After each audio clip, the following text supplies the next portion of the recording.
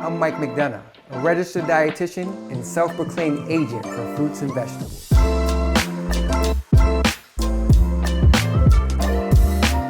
It's a beautiful day, so why not make some applesauce? We're gonna make some local applesauce using local New York State apples. We got a Honeycrisp here, we got some ginger gold. The benefit of using local apples is that you're supporting your local farm and you're optimizing the nutrition and the taste. So the star of the show today is gonna be the Honeycrisp apple. You definitely wanna use the Honeycrisp apple for that added sweetness that you're gonna be looking for in an applesauce. We'll blend it with some ginger gold apple for a little extra kick and some added sweetness as well. So we have our freshly cleaned apples, and now it's time to start peeling. You want to remove the stem because it gets in the way of that peeling process. So we're going to remove all of the skin here. That skin is great for insoluble fiber. It's got a lot of folic acid, vitamin K, tons of nutrients in the skin. I like to go with about a 4:2 ratio, 4 Honeycrisp to 2 ginger gold. So now we have our peeled apples. Let's get to chopping. So the key for a chunky applesauce is that we want chunks. So you don't need to cut these too fine. So you cut your way around the core, but not too close to the core. Why do you not want to get too close to the core? Because you'll get into this endocarp here, which surrounds the seeds. This is not something you want in your applesauce, guys. All right, so now it's time to get to cooking. Fill the bottom of our pan with just enough water to fill the bottom, not any more than that. We're not trying to make watery applesauce, we're just trying to get the boil started, and then we can add our apples.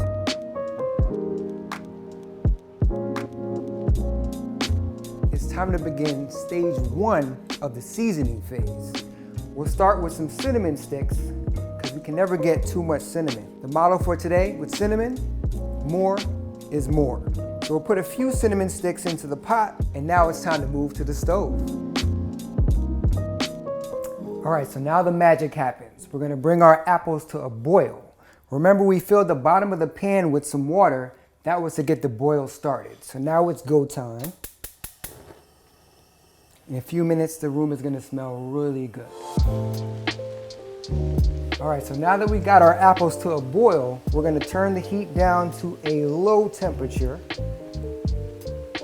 Get it to a nice simmer, and then cover.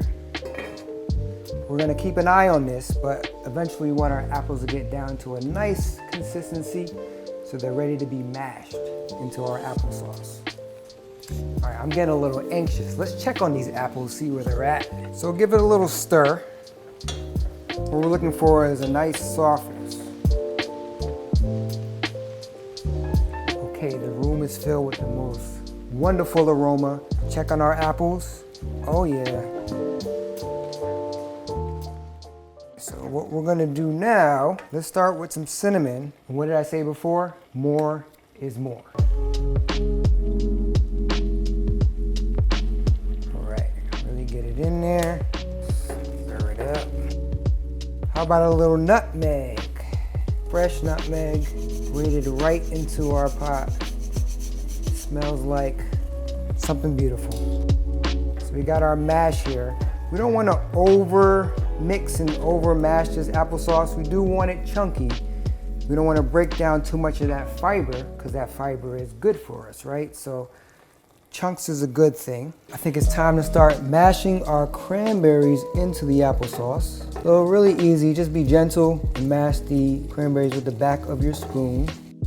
Keep stirring to your desired consistency. As I said, I'd like mine chunky. This is just about ready to go and be plated. So how do you take an applesauce from a snack and elevate it up to a meal? Add some wonderful toppings. You really round it out with some extra fiber, some fats, some healthy fats. So here we have some goji berries, some slivered almonds, some almond butter, and some cashew yogurt. So we have all those on top here. Look at it, it looks like a apple pie almost, right? So I rounded out my plate. I've really added some extra nutrition to that applesauce. And let's see how it tastes.